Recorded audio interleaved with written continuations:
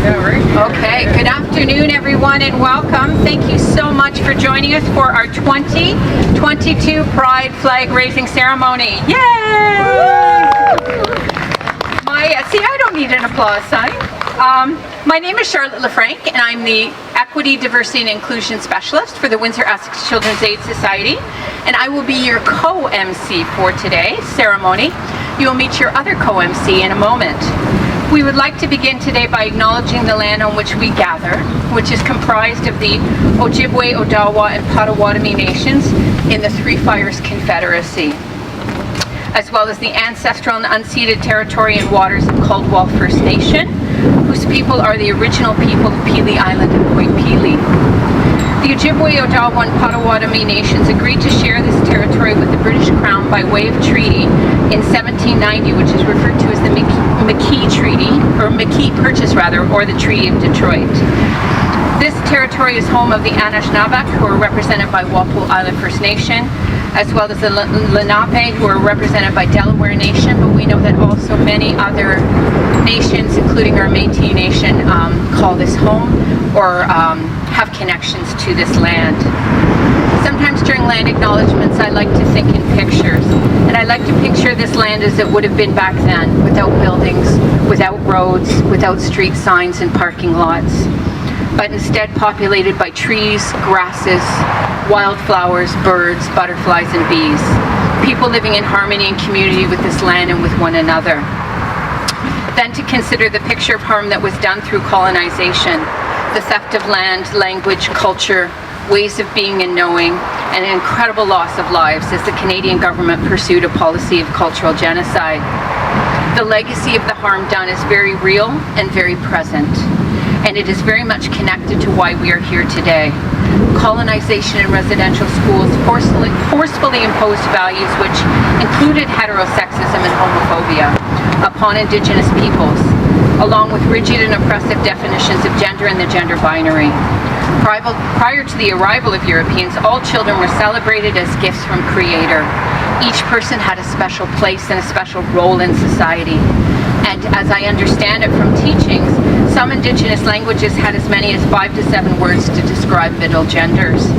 These people were highly honored and valued as gifts, healers, and knowledge keepers. So as we begin to reclaim this knowledge, it is an important part of the truth and reconciliation which must take place. As we work together to co-create a new picture, we must commit to upholding all of the calls to action of the Truth and Reconciliation Commission, seeking justice for Indigenous children in the name of Jordan's Principle, named after Jordan River Anderson, and suing all Indigenous nations have clean drinking water, and restoring justice and inherent rights to Indigenous people. Certainly for us as a CAS and all of us as a citizenry, we must continue to actively and intentionally work to decolonize our thoughts, actions, policies, and practices so that every child, youth, and adult can feel truly honored and revered, so that every child and youth can be proud of who they are exactly as they are. Pride will continue to be an important part of our larger journey of decolonization and liberation as we stand in support and solidarity with all gender and sexually diverse peoples. So thank you for that. And today as we gather to raise the flag to celebrate and honor the many sexual diverse orientations, gender identities, and expressions of our community. We raise the flag to recognize and validate all members of our community, including and especially those who identify outside the confines of heterosexuality and cisgenderism. Those people who are two-spirit, lesbian, gay, bisexual, trans, queer, non-binary, gender fluid, genderqueer, gender non-conforming, questioning, and all other ways of knowing and being. Please know that many of us see you, we are thankful for you, and we validate your existence, and we are thankful for and validate the whole of who you are. We are thankful and validate the immense gift that you are to humanity, as many of us are learning to understand love, compassion, perseverance, justice, and community in greater and truer ways through your eyes and through your lived experiences. Today we raise the flag to acknowledge that historical and present-day struggles persist for 2S LGBTQ plus communities. And though the tides are changing, they still ebb and flow, causing many to face oppression, discrimination, and persecution. And we do this today in a way which is inclusive and intersectional to all people of all racial and ethnic backgrounds, belief systems, places of origin, ancestries, and abilities. And you will see that reflected in our flag this year, which includes the pride colors. It includes the black and brown stripe for racial equity. It includes the trans colors as well as the intersectional intersexual circle, which you will see, which recognizes biological and genetic diversity. We also raise the flag to acknowledge our specific role in the history of that oppression while owning our responsibility to change that reality in the here and the now. And finally, we raise the flag to celebrate and honor the contributions and accomplishments of all gender and sexually diverse people. Our societies have been made better by your ancestors, your spiritual leaders, and by your tenacious and steadfast warriors. And our societies will be better still when all queer and trans folks can achieve their full potential in a fully equitable and affirming world. So thank you so much for being here today, and thank you to all of our honored guests who will be speaking. Unfortunately, our executive director can't be with us today as he is out of town, but he certainly sends his greetings and well wishes, and he will be back on Sunday to march in the Pride Parade. And anybody that would like to join us is welcome. We'll be meeting in the parking lot at the Market Square, so you're welcome to join us. So instead, it's my honor and my pleasure to turn it over to our Director of Equity, Diversity, and Inclusion, Hugo Vega, to bring greetings on behalf of the Society. Thank you, Charlotte, and good afternoon, everyone. Thanks for joining us here today. Derek sends his heartfelt regrets for not being able to be here for, as Charlotte just shared, but he will be out with us on Sunday, and again, hopefully is able to see a lot of you here joining us for the Pride Parade. As you know, child welfare plays an important role in our shared community, but our legacy of impact has not always benefited all communities. As such, we stand in recognition that our system, in many cases, has caused more harm than good. More importantly, we stand in front of you to share that we have been and will continue to do the hard work to ensure that our future does not reflect some of the dark parts of our past. As such, it's important to call out that the raising of a flag, though an important part of our journey, is in and of itself just a symbolic gesture. It's a public expression that needs to have a great amount of substance to stand on. So I'd like to take a few minutes to talk about how our sector and in the Windsor-Essex Children's Aid Society in particular has embraced real and meaningful change. I'll start by noting that the Ministry of Children, Community and Social Services, who funds and oversees child welfare in our province, launched a plan to redesign the whole of the system in 2020. Similarly, the Ontario Association of Children's Aid Societies, which is an umbrella organization of child welfare agencies and Indigenous child and family well-being agencies, launched a new 5-year strategic plan in 2018. Through their respective plans, both place urgent focus on addressing the overrepresentation of Indigenous, Black, racialized, and LGBTQ2SQ+ children, youth, and families within child welfare. In response, our agency is embracing the calls to action as set by the Ministry as our funder and by our umbrella organization. We accept and acknowledge our moral obligation to do the right thing and to change how we work with and support each of these communities. To this end, and specific to the LGBTQ2SQ+ community, we are taking practical steps to bring to fruition what survivors and advocates have called child welfare to do through frameworks that they have led and designed. Frameworks that contain action plans, recommendations, and measurable indicators that track change and success. Frameworks like the Ontario Child Welfare LGBTQ2SQ+ Organizational Self-Assessment Report, which was released last year in 2021, and which our agency is currently working to implement. We're doing this work in partnership with local and regional stakeholders, and we're doing it by centering LGBTQ2SQ+ voices and experiences, recognizing that children, youth, families, and communities are the experts in themselves. These are commitments that we've entrenched in our current strategic and operational plans, to which everyone at WCAS has a role and responsibility to work towards in meaningful and tangible ways. On this journey, we want to be collaborative, transparent, and accountable. We know how much is at stake and stand committed to do this right. As is our theme for today, that means becoming and being affirming adults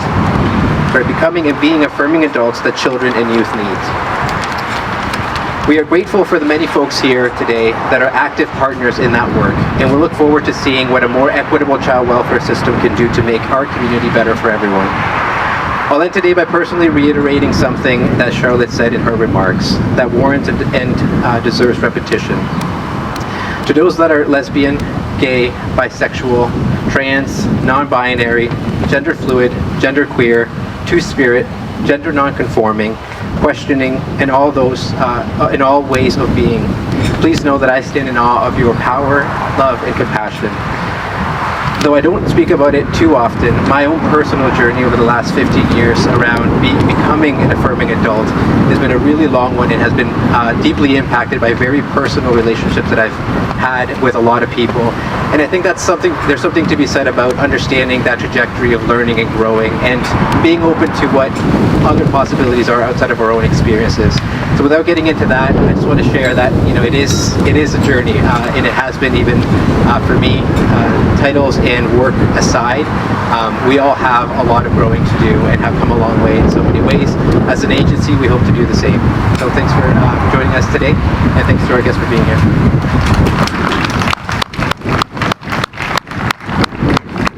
Thank you so much, Hugo, for those beautiful remarks. And just to reiterate, really this is about relationship and it's about community. And everything we try to do in terms of our work is really focusing and centering on those things. And on that note, I'm really excited to introduce our co-host with the most for today. Really building on this theme of being the affirming adults that children and youth need. This is not only our theme for this Pride Week and for the flag raising, but it's a theme that we'll really expand on within our agency over the year as we endeavor on a new enhanced partnership with our friends at Trans Wellness Ontario.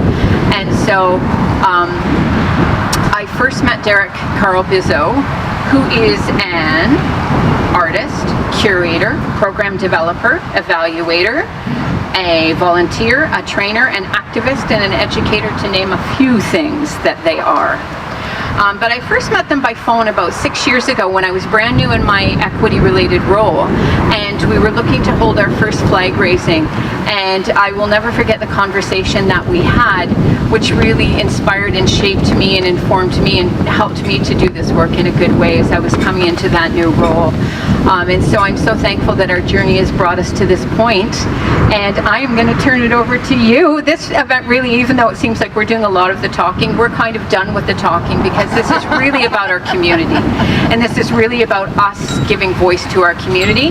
And I'm going to turn it over with great pleasure to my dear friend and colleague, Derek Carl Bizzo.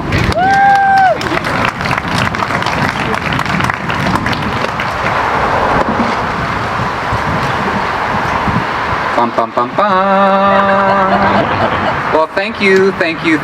I want to say with great pleasure how happy I am to be here with everyone. Thank you all for being here and a part of this very special moment. And to say thank you to Hugo and Charlotte for those words. I am personally deeply touched, and they really are historic, these commitments and this awareness. And also to say, Charlotte, thanks for reminding me that it was 6 years ago on the phone that we first met. I think it's so interesting how often we forget how we first meet each other. And usually one of us remembers because of how it impacted us. And I think that's something to just be reflecting on, is we don't always remember the impact we have, but the impact is made. And they remember, and they hold it in their memory and are either there to remind us or to hold us accountable for that impact, right? So thank you for reminding me of that beautiful impact. And certainly that's a shared experience of this relationship with you. And so just to be brief in my remarks about who I am, because all those roles are true, but I wanted to situate myself in relationship to the community. So Derek Carl Bizzo, I use they, them, their pronouns exclusively, and I am a queer and trans person. I work with Trans Wellness, as had been mentioned by Charlotte, doing the project lead for this project with Windsor-Essex Children's Aid Society, really to improve the capacity to provide affirming support and services to 2S LGBTQIA+ youth, children, as well as those who provide care for them, who love them, who support them. I want to encourage people who are not familiar with Trans Wellness Ontario to visit our website, transwellness.ca, to learn more about our programs and follow us on social media. I also have a couple hats. I wear a few different hats, a few different roles. One of those is with Q-Link Windsor-Essex. It's a collaborative between Windsor Pride Community, Windsor-Essex Pride Fest, and Family Services Windsor-Essex, in particular to provide programming. So groups and activities for 2S LGBTQIA+ youth. I would encourage you to visit our website at qlinkwe.ca to get more information about those programs. We have summer programs like Schools Out in the Youth Adult Mixer, Young Adult Mixer, so invite people to it, as well as after-school programs during the school year. And just to say, this flag raising is very much a part of the Pride Festival happening right now in Windsor-Essex, and you can visit their website at wepridefest.com for more information about Pride Fest. And the last thing that I do want to say about a role that I've had is that last year I had the pleasure of working at Art Windsor-Essex, and part of that work was working with 2S LGBTQI+ youth to make sure that they had programs, they had included content for our population as well. And right now, some of the fruits of our labor is on display. So there's an exhibition of artworks from the collection of Art Windsor-Essex that are by artists who are lesbian, gay, and queer that are on display until September. So I want to encourage you to go see that. It's a great exhibit. A little self-promotion. And then also to say that I'm just deeply honored and I have such gratitude to be asked to be here to speak, to get to do the work that I do, and to serve members of our community, friends, my peers. And so to speak now on the theme of today, being the affirming adults that children and youth need. I'm sure if anyone here has done their research, or if they go home today and say, well, I haven't done my research, Derek, I'm going to go do some. What you're going to find out is that there are particular challenges to being a 2S LGBTQIA+ youth currently in our society. There are particular things we experience today that are very unique and particularly are challenging, and that there are critical factors that can help us with those challenges, that can protect us against those challenges, and that's having at least one. At least one can make a major difference, affirming adult in our lives. One parent, one teacher, someone who cares about us and we know they care about us. If we don't have that one affirming, supportive adult in our lives, it is so difficult to have hope for ourselves and for our future. And certainly hope is what we need to see ourselves through those difficult challenges and to survive difficult days. But the reality is, one is not enough. I had one, I had a couple. I was a very depressed teenager because I didn't think I was worthwhile because of my queer and trans identity, even though I didn't necessarily have words to understand what I was going through. And I struggled with thoughts of suicide through most of my teenage years, which has left an impact on my psyche and how I think today. And it doesn't matter how happy I am, I can still fall back into those ways of thinking, those ways of feeling. And it's certainly amplified by the amount of intolerance, injustice, and hate that still circulates today. And so it certainly means we need better. And rather than just one, we need all adults everywhere, all the time, to be affirming and supportive. Yeah, right? Like, all the time. And with that, all youth, everywhere, all the time, have what they need to thrive, have a chance to be healthy, to be well, and to grow into adulthood. And certainly, I'd be remiss if I did not say that the reality is that we all deserve to have affirming adults, and to be affirming adults to each other as adults, right? Yeah, we can do better by each other. I do believe that growing up in this society that was founded on prejudicial values and worldviews. And I want to thank Charlotte for being very descript, for sharing a lot of words to give us context for why are we here today? What are we struggling against, and why is it important that we do this? And that's because our world as we know it, especially as settler colonizer peoples, those who call ourselves Canadians, that is our history of homophobia, of discrimination and hate. And that is what still circulates today in our society. I'm sure you all have seen it, right? Particularly as things have progressed during COVID, and the worst of the worst is coming out of people. The false binaries, those ideologies of heteronormativity that have been challenged and debunked, but still many who support and endorse them, continue to circulate and cause harm, not just to people who are 2S LGBTQI+, but really to all of us.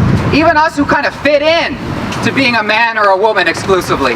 We still have to deny parts of ourselves, parts of who we really are, in order to be that person. And that's not fair. You all deserve to be exactly who you are in all your weird queer ways, whatever that may mean to you. So I want to take this moment to actually share an invitation.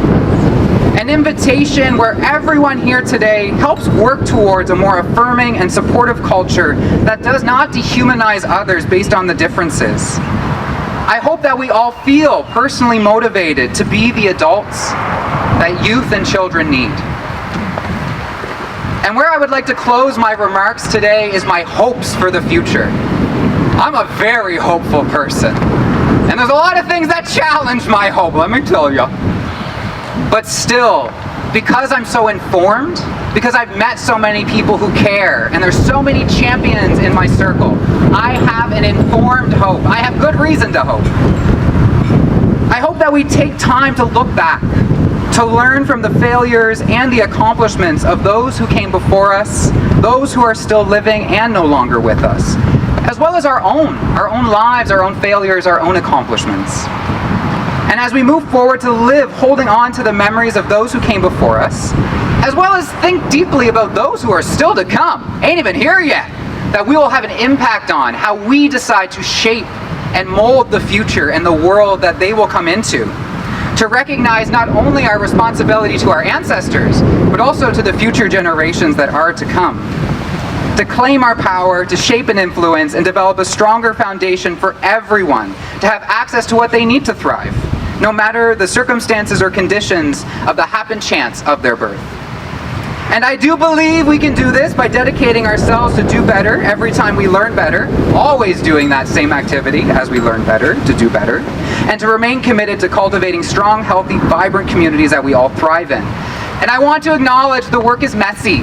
As Hugo said, it's a personal journey we're on, where we're going to have to change and transform. We're going to have to say we're sorry. And we're also going to have to come up as people doing this work against people that don't give a damn.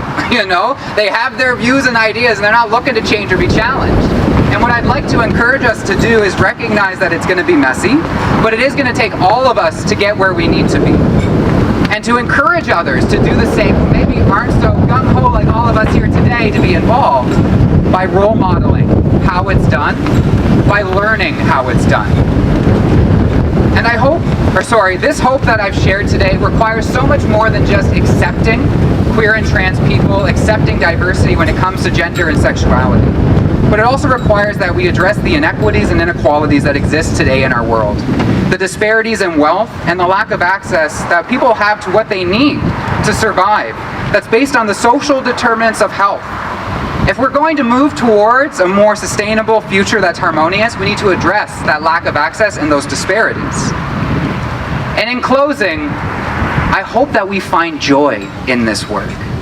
That we feel really good about doing this work, although it's hard, although it's messy. That we feel joy in ensuring that we all belong to strong communities with healthy relationships. We feel joy when we all belong, to be free to be who we are and have access to what we need to thrive. And so what we do together today, what we do together in this project, what we do together in all realms of our life really matters and is a part of this work. And I'm so thankful to be sharing in that with all of you today. So thank you very much for listening to me speak through the wind.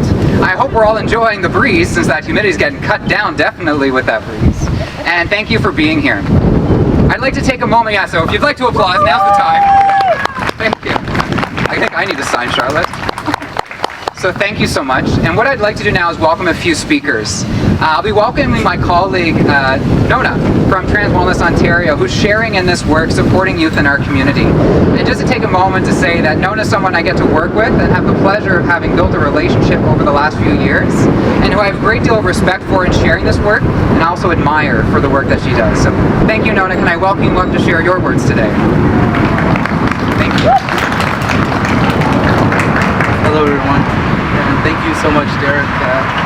They've really connected me with the community and been such a strong support in my life. I'm just so thankful for everything that you do. So I just want to introduce myself. My name's Nona. I use she, her pronouns. And I'm a gender non-conforming transgender woman. I work at Trans Wellness Ontario as the facilitator of the youth drop-in, and I'm also a peer mentor. The youth drop-in is a space for youth to come and hang out and just meet other people and be in a space where they feel accepted. And that's every Saturday. What's great is we have two groups. We have one group that's meant for youth between the age of 13 to 17, and we have another group that's meant for youth between the age of 18 and 24. And that's every Saturday. And it's been great working with these youth and seeing all of the people in our community and all the young people that really need support and need my support and need everybody's support, which is the theme of today, being an affirming adult to these youth. And I also am the coordinator of a different group. It's called the NEFS group. This group was a group that was intended as a peer support for people from the Middle East and North Africa, and it's opening up to more people as well. People also identify as Muslim, and it's opening up to all newcomers in general. And it's just another group that's meant to connect people to people that who are similar to them.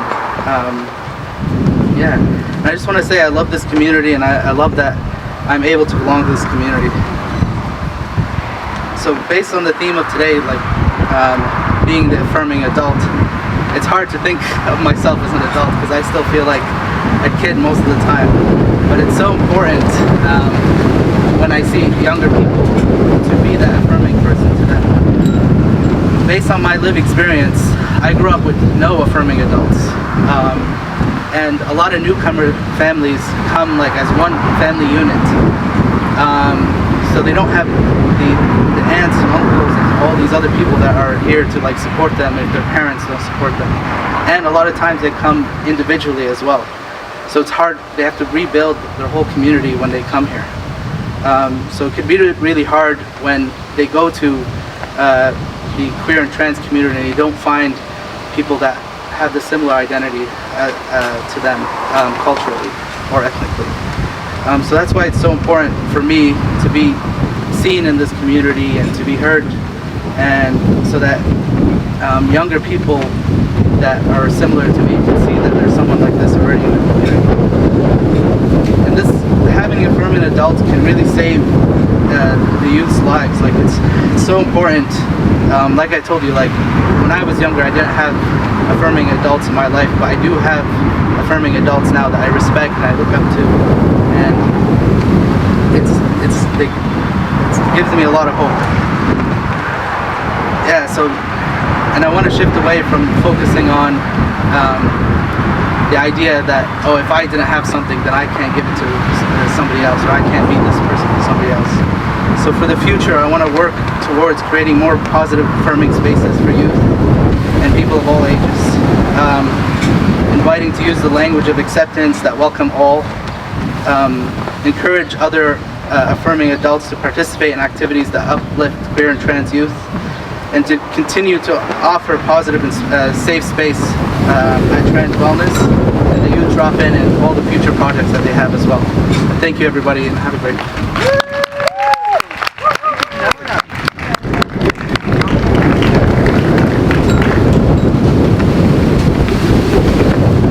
All right, thank you so much, Nona. It's been such a pleasure to have you in our community and to see you really grow and thrive and find your way. And what an incredible thing to come to a new place as a stranger in a new land and immediately start to think about the needs of others. That's an incredible gift, and the work that you've done has been so incredible and transformative for so many. So it's such an honor to know you. And I have to think about how we met, but I'm going to figure that out. But it was through your work, I know that.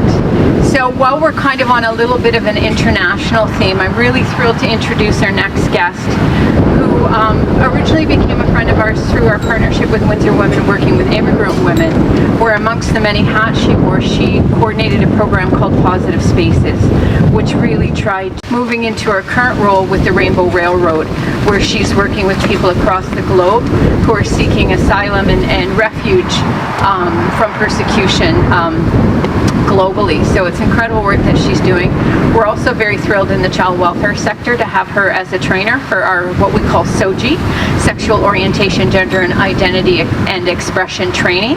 So and someday I hope I get to train with her, because I know I will learn so much, as I always have. So we're so thrilled to have Jocelyn Crosby with us today, who came down from Toronto just to be here, back to her home community. So welcome, Joss.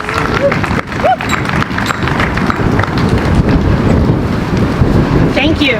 Am I speaking loud enough for everybody to hear? I just want to make sure that everybody can hear me. Perfect. Yeah, I drove down at 6 o'clock this morning.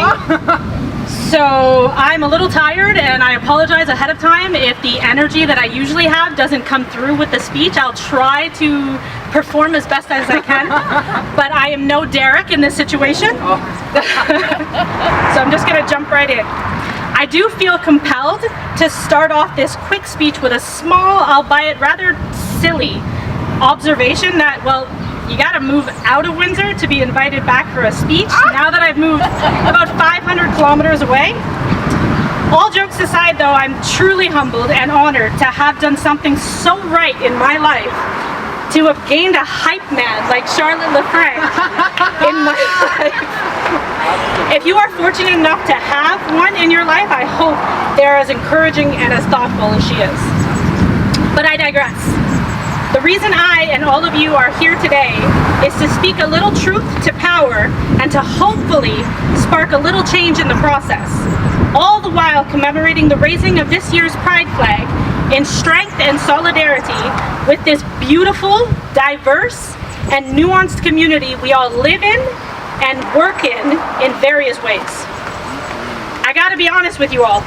I sat at home on my couch with my cat, Felix, practically immovable on my lap, while trying to formulate my thoughts on how to write this speech and what to say that could elicit a lasting impact of some sort, especially as it relates to being who and what our trans and queer youth need from us today, in this moment in time we all share.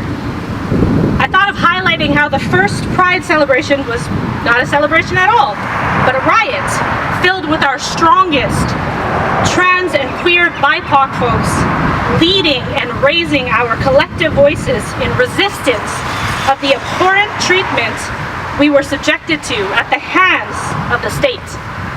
How many of these voices were youth themselves, fighting to achieve equity within their communities, friend circles, and families. But I didn't. I thought of highlighting the importance of acts of intentional solidarity in these turbulent and divisive times, while right-wing ideologies are sweeping across North America, bringing rise to overt racism, bigotry, and hate crimes against our trans and queer youth and adults. But I didn't. I thought of highlighting the impact that self-determination has on trans and queer youth, whether they be in our care or accessing services outside of the realm of our control or influence, and how it leads them to believe in themselves and to trust their own judgment. But I didn't. I thought of highlighting how crucial and important it is for us, the adults, the caretakers, the service providers, to actualize our solidarity through intentional representation in not only focus groups and advisory committees, but in leadership roles that have power and influence over decisions that affect us all, and how that intentional representation is the difference between a young Afro-Indigenous girl like I was some years ago, believing that they could hold said positions of power. But I didn't. I thought of highlighting the work we have yet to do for and with our queer and trans youth of color who are still overwhelmingly overrepresented in colonial systems and structures that were designed to take away their indigeneity and blackness, among other things. And that the road ahead for us in this journey of unlearning is wrought with pain, guilt, but tremendous hope and aspiration of how we can be and do better for our queer and trans youth. But I didn't. If you are wondering which topic in this tapestry of thought is relevant to this speech, this current moment in our shared time together, the answer is all of it. For us to continue to move forward, we must know what path lies behind us and pay homage to those who have sacrificed their very being for us to have a shared platform to continue this conversation today. And for us to continue on that journey to be the loving, caring, affirming, amazing, kick-ass, impactful allies we aim to be for our queer and trans youth, we have to take a deep breath, pause, reflect with intensity, and dive deep into the hard work of looking at every single action we take to make them intentionally impactful for those who need it the most, all of us. Miigwech and happy Pride.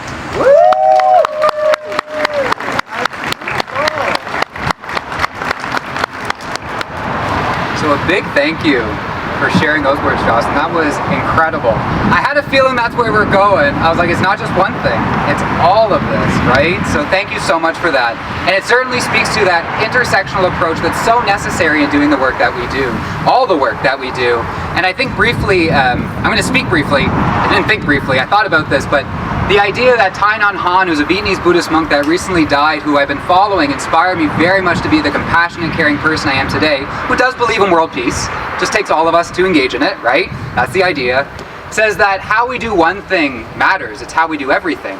And I think that's so true, that how we're doing anything has to be intentional and to come from that place of solidarity and context. So how we're doing all of our things does really matter.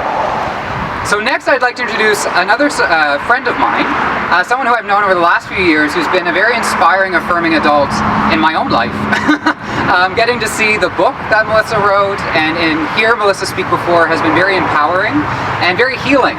And so I really am excited to welcome Melissa to share some insights being an affirming adult from the parent perspective and that journey. So Melissa, can I welcome you up to the mic?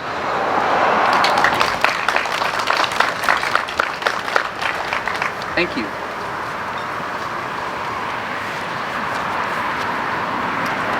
Thank you for having me here today and for allowing me the privilege to stand up here and speak to all of you. My name is Melissa Piva. I am a lifelong resident of Essex County, the author of a children's book about gender expression and acceptance. Prior to COVID, I was a public speaker and youth advocate working with the school board. But most importantly, and the reason I'm here today, is that I am a parent.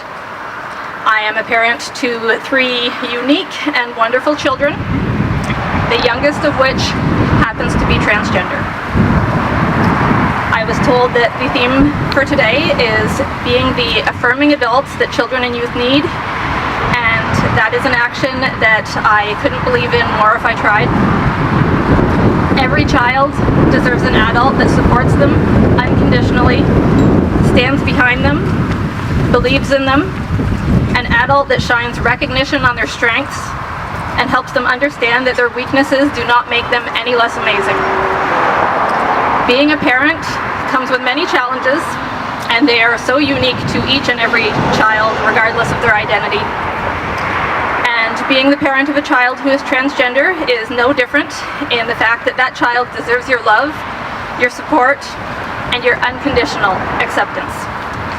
They deserve your protection, for you to stand up for them in situations where it's needed, just as you would for any of your children.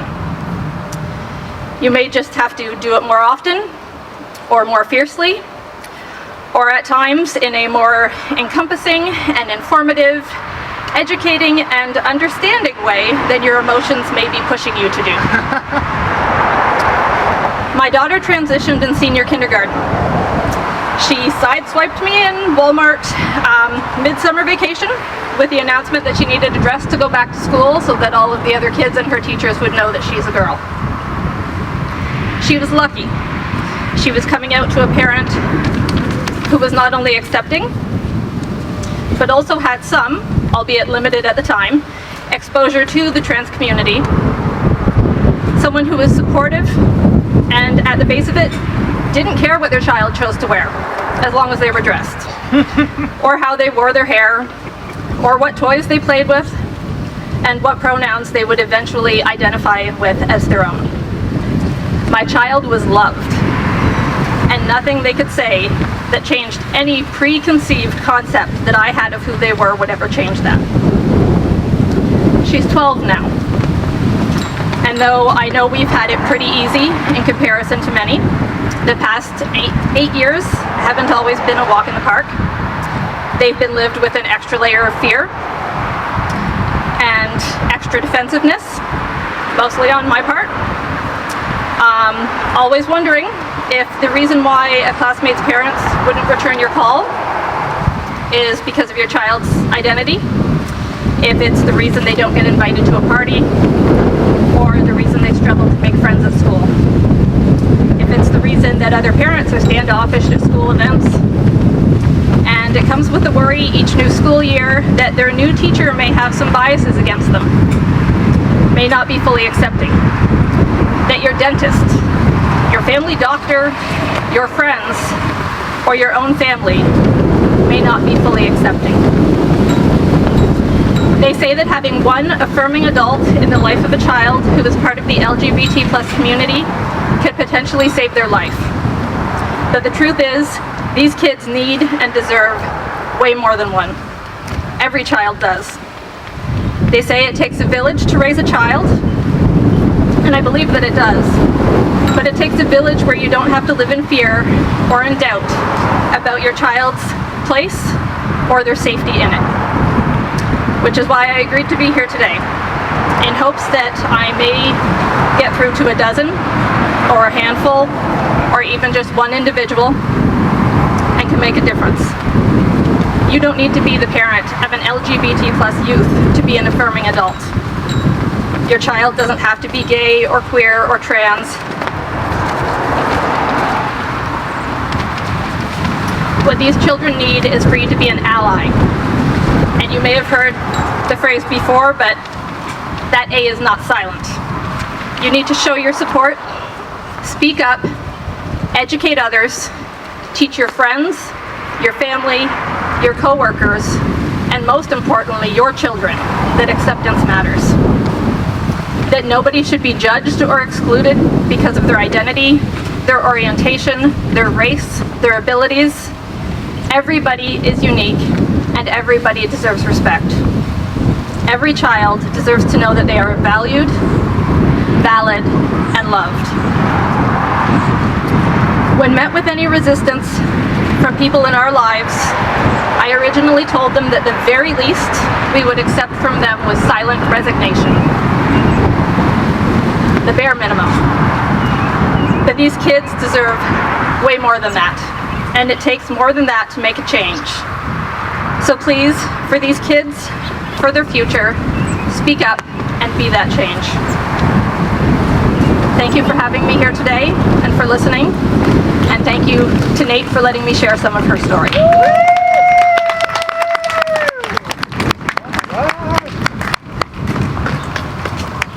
I'm so proud. I feel like I'm a part of the best team ever. So thank you so much, Melissa, and thank you so much, Nate, for being a part of today. It really, I'm so glad I'm a part of your village and you're a part of mine. I really hope that we share this message today. We go home, we say, wow, I listened to some amazing speakers today, and I want to share what I learned. I want to share what they shared, because that's how it works, like ripples in water, outwards, sharing and influencing with others. I have one more speaker to invite up to the mic before we wrap up with our closing remarks. And this is another colleague of mine who I've gotten to know and work with over a number of years. As you may have already kind of caught wind of, amazing people in our community. Amazing people doing amazing things. And so I'm happy to welcome someone I've worked with, someone who I've listened to perform as an amazing artist, as well as someone who I am happy to support in running for municipal council here in our region. So may I welcome Sydney Brulard-Cole up to the mic now to share some words. The floor is yours. And I can take it out. Thank you everybody for having me. My name is Sydney Brulard-Coyle. My pronouns are they, them, near. And yes, I am running for City Council here in Ward 7. And I'm here to talk to you as somebody who's a member of the queer and trans community, who's non-binary, who's asexual, who would be the first LGBTQ openly person elected to City Council. And as somebody who knows the importance of affirmation, of simple things like using people's correct pronouns, that reduces rates of suicide, that I know like how valuable it was for me when I finally had a community of people who actually made the effort to use my real pronouns, and how affirming that felt. I always like to give an example of, you know, when people use like she, her pronouns, for me it's like being dropped into a volcano. Don't recommend it. When people use he, him pronouns, it's like laying on a bed of nails. So okay, it's not lava, but I mean, still not the most comfortable. When people use they, them pronouns, it's like I'm laying on, you know, the hot pavement here. So I mean, again, it's not nails or lava, but still not the most comfortable. But when people use my true pronouns, they, them, that it's like my bed with my fluffy blanket and my cat purring on top of me, it's the most comfortable and affirming, validating experience. So simple things like learning people's true pronouns, using those, using the language that they love to use. You know, I had a co-worker who at one point we were kind of joking around. She said, ma'am, and then she's like, oh, you probably don't like that. Do you have an alternative you want me to use? And I said, yeah, use comrade. So then she used comrade every time she saw me after that. Asking how people want to be affirmed is so crucial. And you know, as Melissa was saying, it's important that we move, of course, that we have that affirmation, but allyship is so much more crucial, that we create those safe spaces, but that is the first step, because then we need to engage in the work of being allies, because queer and trans youth face so many challenges. You know, we face bullying, we face harassment, we face rejection from family, we face mental health challenges and addiction, and loss of friends, isolation, particularly in times of COVID. And that's where we need people to step up as allies. And I always like to say that, you know, allyship is a verb. It's like bathing and engaging in personal hygiene. If you don't do it often, you start to get stinky. And it's very true that allyship is that continual work that you do to deconstruct your own biases, to challenge discrimination. So if you hear about a kid who's being bullied at school, or a teacher is saying things like, oh, that queer and trans people don't deserve human rights, don't accept that. Stand up. You know, say that this type of behavior is not okay. And if your child or somebody that you love is experiencing discrimination within the family situation, don't force them to go to the table with people who invalidate their humanity. I cannot emphasize that enough, because so often people are like, oh, you have to go to these spaces so that you can like educate, you know, these bigoted people, you have to see their side of things. I don't have to see the side of anybody who invalidates my humanity, and it is the role of allies to intervene and say, no, you deserve to be in spaces that affirm you. So if that means that you have a Bye Felicia Christmas or holiday celebration with no bigots, then have a Bye Felicia Christmas celebration. It is so important not to put people in spaces where they're going to be unsafe, that you step up, that you create new traditions with them if the old ones aren't working anymore, that you stand up in those instances of discrimination that we are talking about, that you march in pride parades and participate in events like this so people can see your visible presence, your visible affirmation and love for this community. That allyship is that continual work.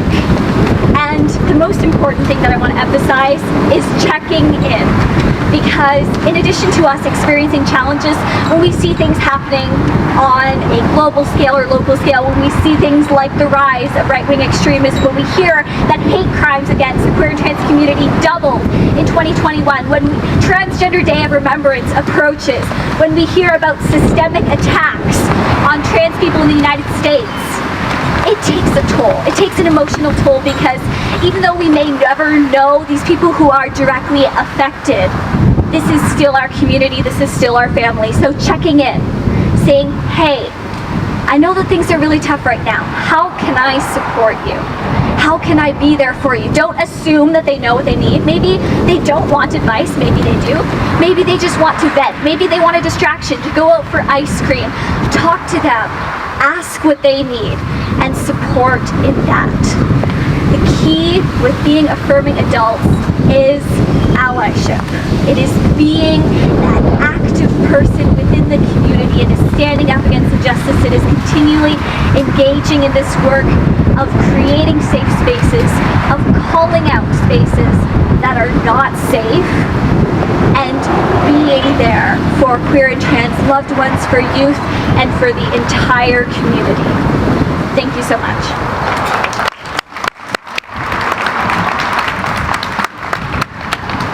Thank you, Sydney. So I want to say thank you to everyone who shared today for speaking, and for everyone for listening and being a part of this historic moment. Please do share the words shared today. I'm going to turn it back over to Charlotte to kind of wrap up our formal speaking, and then we'll have our flag raising. Oh yeah. Thank you. I just want to do a few quick thanks and housekeeping before I turn it over to our beloved elder, Teresa Sims. Just a quick thanks. First of all, thank you to all of our speakers today for your honesty and your courage and your passion and your wisdom. Thank you so much for all that you brought to the event today. And I think that this is also being recorded so we can share it with our staff and the community, because everything that you've shared is so important. So can we give them all a quick round of applause and love? Thank you, everyone. Thank you to everybody, all of our wonderful guests. I see K&M Indian Friendship Center in the house. We have Trans Wellness in the house, many other wonderful partners in the house. Open Minds Family Counseling in the house. We have some wonderful, wonderful friends and partners. Thank you to all of you for coming out. Also, we want to thank all of our staff behind the scenes that made this happen. Our wonderful Gender and Sexual Diversity Committee, who are staff volunteers who work around the year-round to make this kind of stuff happen. We want to thank our maintenance, our IT staff, our admin, Nina Lupin, who is the wizard behind every curtain at WeCast, I swear. So she makes everything happen. And really, thank you to all of you for coming, being here, sweating it out in this hot weather to hear these so important and critical and life-changing messages. Just before we turn it over to Teresa, we have cold water and popsicles, so we'll invite you to stay for a few minutes if you can bear it, but have something cool and refreshing. So Teresa Sims almost needs no introduction, but we'll give her a quickie to say that she is a culture and learning specialist with Scott Family Learning Center, but has worn many hats as a teacher, an advisor, a consultant for many groups in this community, Healthy Babies, Healthy Children. She's consulted with OPP in penitentiaries. She's been a resource person. She's a sought-after drummer, singer, and presenter at many events. And she is also now Windsor's first Indigenous storyteller. So it is always an honor to have her, and we'll welcome her to bring some greetings and turn it over to her for the rest of the little ceremony here. But before that, we also just want to acknowledge our celebrity flag raiser. It's Scarlett Nicart-Gagne, who is going into grade 10 at Walkerville Collegiate in the arts program at Walkerville. And it's got her little Pride mixtape t-shirt on here in support, and she will be marching with us on Sunday. Apparently she has a really good outfit planned, so she's going to bring it. So thank you to Scarlett, and over to you, Teresa. And again, thank you to everyone for being here.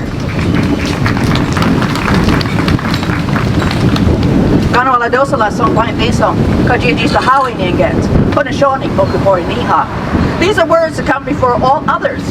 When two or more people meet, we send our greetings, our thanksgiving, and our love to the Creator. We also introduce ourselves to our spirit name. So I'd like to add a few words because our community, First Nations, Métis, Inuit, have been impacted so horrifically this past couple of weeks. Wounds have been opened, families have been in disarray because of the Pope's visit. And it has caused dis-ease in our families. It has caused us to rethink who we are and also where we're going. Because I remember my mom told me when I was little, this is back in the 60s, that I was different, that I would see people through their spirit. Before they called it two-spirit, she said I would connect to their spirit, either as a friend, as a helper, they might be a mentor to me, or as a partner. So she told me ahead of time what I was going to be different. But we're all different, because my mom talked about gender and sexuality spectrum. Because how can we say you're going to be this, this, and this? Those labels came over in the ship. We respected all people, one human being to another. And your gender and sexuality is going to be unique to you, because it took all your ancestors on your mother's side, all your ancestors on your father's side, to come together to create that human being that sits before us. So how can we put a label on that unique human being when you say that you're a gift from Creator to help us? The only thing that you need to do now is find your role, find your gift, so you can work together as human beings, one human being to another, without labels. We're tired of labels. I didn't realize when I came to Windsor, I had to come out of the closet again. You know, I've been, gay, lesbian for ages, and then all of a sudden I come here and people say, I didn't know you were gay. Well, I didn't really advertise it. You don't go up to someone and say, hi, I'm heterosexual, how are you? So, that is not something we do. Why should we? That's our own personal connection. So learning to be allies for all human beings, because that is what our teaching is. We're all welcome under the tree of peace. There's 4 white roots going 4 directions. Anyone who follows the teaching of peace are welcome under the tree of peace. So we have to start learning how to work together as unique individuals. Everyone has a gift. Everyone is special and unique. Once in a lifetime. I'm never going to be another you. You're so unique. You're a gift to me just in your presence. So we have to remember to start learning that and get rid of the labels. Get rid of all those things that hold us down and make us separate. Because we're all human beings. We're the human race. It's all one. So we come from Turtle Island. And sometimes when you're born on Turtle Island, you have that connection of that spirit of Turtle Island. And you feel so connected because you were born here. That spirituality in that land. So that's one of the things that I see that's missing a lot of times. You know, you have the mental, you have the physical, you have the emotional, but where's your spiritual connection? You need that spiritual connection because that unifies all of us. So it's time to mend that circle. Start that healing of that circle, so we're all one. One heart and one mind, together as one. That role responsibility we've taken today. Nyama, miigwech.